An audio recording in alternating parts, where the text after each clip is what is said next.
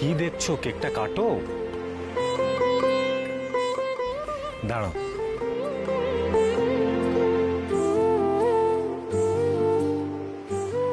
এই নাও, এই মোমবাতিটা ফুঁ দিয়ে নেভাও, তারপর কেকটা কাটো।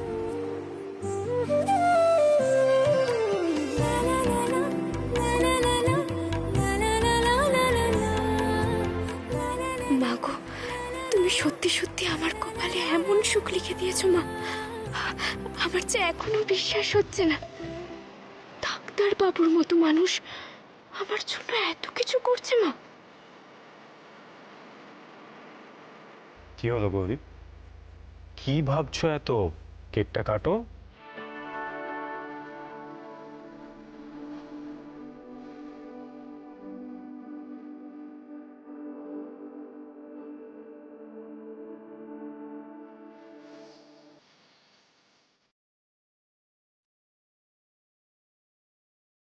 Happy birthday Gauri.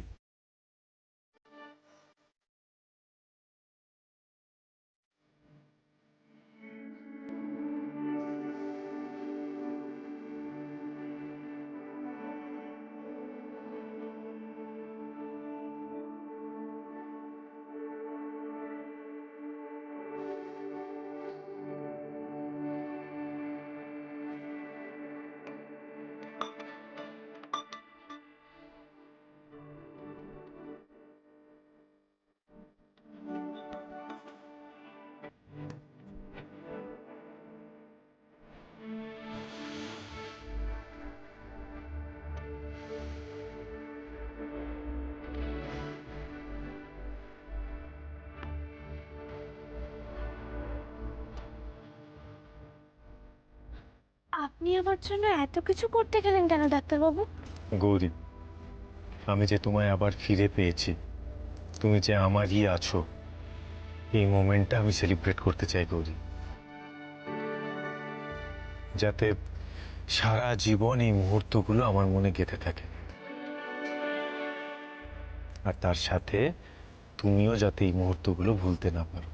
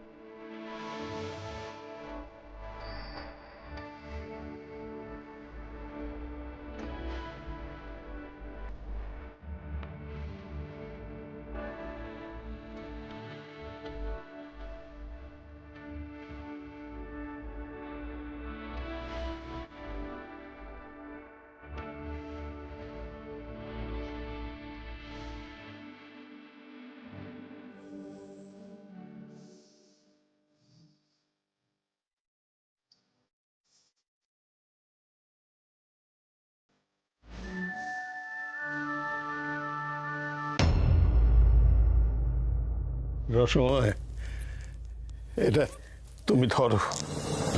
দাদা, দাদা এটা আপনি কি করছেন দাদা? এ সিদ্ধান্ত নিতে আমার বুকটা ফেটে যাচ্ছে। সুখময় ঘোষালের জীবন থেকে সুখটাই চলে গিয়েছে, কিন্তু এছাড়া আমার আর কোনো উপায় নেই। আমাদের এই ব্যবসার কি অবস্থা সেটা আজ আর কারোর অজানা নয়। আমাদের কর্মচারীরা স্ট্রাইক ডেকেছে, সে স্ট্রাইক ওরা কিছুতেই তুলে নেবে না। এদিকে আমাদের ব্যবসার খুব বদনাম হয়েছে। প্রথমে তো সেই নকল হীরের ব্যাপারটা, তারপরে রত্ন চুরি, স্ট্রাইক, সব মিলিয়ে যা ঘটেছে তাতে মার্কেটে আমাদের গুডউইল আর অবশিষ্ট নেই, শেষ হয়ে গেছে। আর আমাদের পুরনো যারা কাস্টমার, যারা সব সময় আমাদের কাছ থেকেই সবকিছু নিত, তারাও আমাদের আমাদের দিক থেকে মুখ ফিরিয়ে নিয়েছে।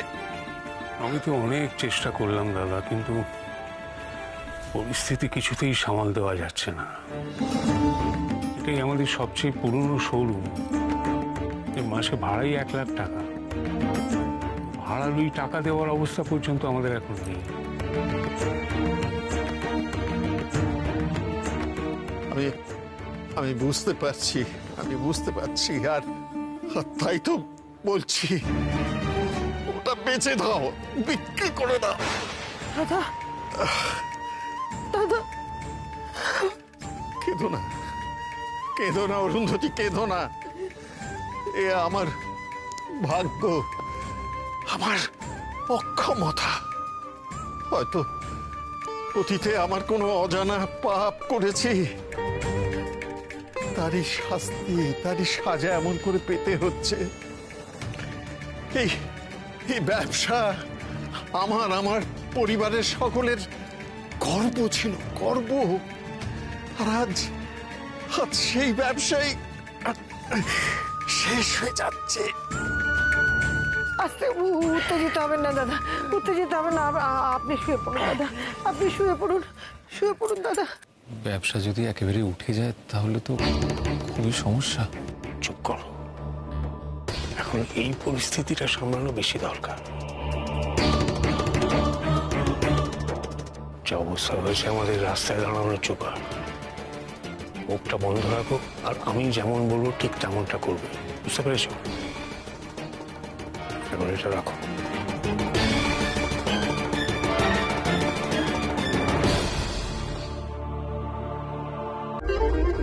না